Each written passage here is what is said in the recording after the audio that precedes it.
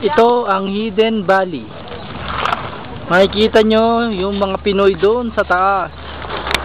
Mamaya papuntahan namin yan. Ang taas niyan. Grabe. Tingnan natin yung daanan nila. Yun ang daanan nila. Mula doon sa baba. Daanan nila, tingnan mo. Ayan. Papunta kami doon sa taas. Aakyatan namin yun. Grabing kataas ito. Hanggang doon sa dulo. Ilang feet yan?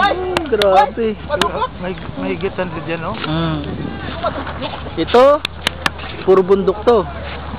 Saudi. Isipin mo, may nakalitering pa doon ng mga pangalan. Ayan, o. Kita nyo yan? Yan, pupuntahan namin yan mamaya. Ito ang mga Pilipinong mayayaman na rito. Ayan, o. Mga pinalad. Yan. Yan, o. Oh, mga kabayan! Halo-halo! Ato, ito na ang ating Hidden Valley. Oh, driver, ayos ka lang ba dyan? Bilas! Oh, yan si Aerosmith. Ayan, dugi-dugi raw! Ayan! Gumagawa kami ng tent para mamaya may kainan kami. Ayan. Ito yung bundok ko, ang ganda, oh. Ayan. Grabe, oh. Ibang klase. Sa Saudi lang yan. Kuya, ang sipag, talagang seryosong seryoso. Di ba? Ano, Matrix boy, yung mga sabi natin? Utay na boy, ngayon lang tayo nakakita dito. O, tingin mo to sa pambundok na malaki. Yan. Kita nyo? Ayan. Ha? Ito pa. Ito yung sa baba. Ang taas. Ito yung araw. Kitang kita yan. Ayan.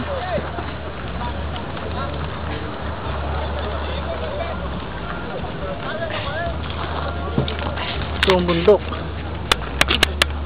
Yan. Para makita ang view. Yan.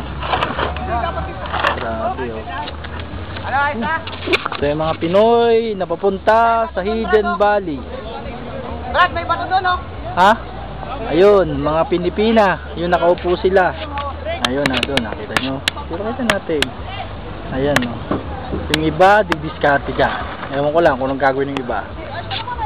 Ayan, basta yung mga binata, didiskarte talaga yan. Picture. Diba? Ito mga Pinoy na iba. Ito mga gimikan yan. May mga sounds pa. Oh, kabayan, ano masasabi natin? Ito ang Hidden Valley. Oh, Ito naman taas, oh. Sobrang taas. Ganda talaga mo. Ayun ang mga Pilipino. Parang langgam. Pupuntahan namin yun mamaya. Langgam sa taas. Grabe. Oh, tulong muna ako sa kanila.